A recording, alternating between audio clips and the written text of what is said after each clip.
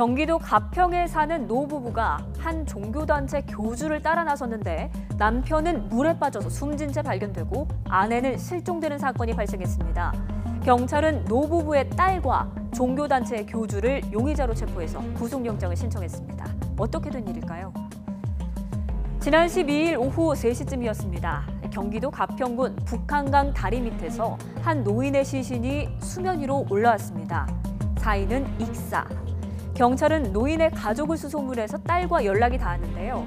딸은 당시에 아버지가 맞다면서 어머니와 함께 손을 잡고 놀러 나갔다 이렇게 진술했습니다. 그런데 이상한 점이 있었습니다. 부모가 집을 나가서 연락이 안 되는데 딸은 너무나 평온했다는 겁니다. 실종 신고도 하지 않았고 아버지 사망 소식에도 놀라는 기색이 없었습니다.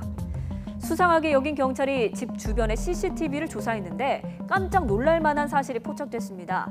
딸과 그리고 또 다른 여인이 아버지와 어머니를 따로따로 봉고차에 태워서 집을 나서는 모습이 담겨 있었던 겁니다. 조사 결과 그 여인은 거룩한 무리라는 신흥 종교단체 교주로 이단으로 분류가 되는 것으로 전해졌습니다. 이 단체는 보통 2~3명이 모여서 대화를 하는 형식으로 기도하는데 한 곳에 모여서 숙식을 하기도 한다고 합니다.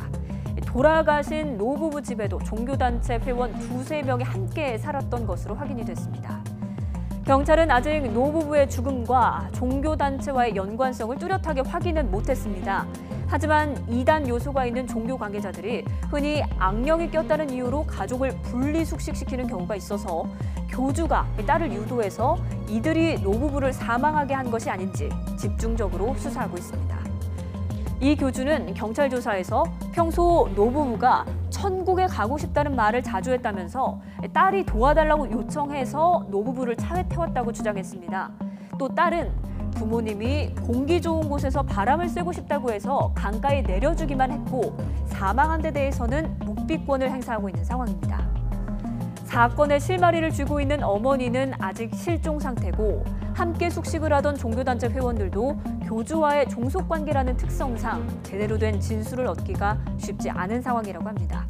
여기에 이 노부부의 아들도 실종 상태인 것으로 전해지는 가운데 가평 노부부 미스터리는 점점 미궁 속으로 빠져들고 있습니다.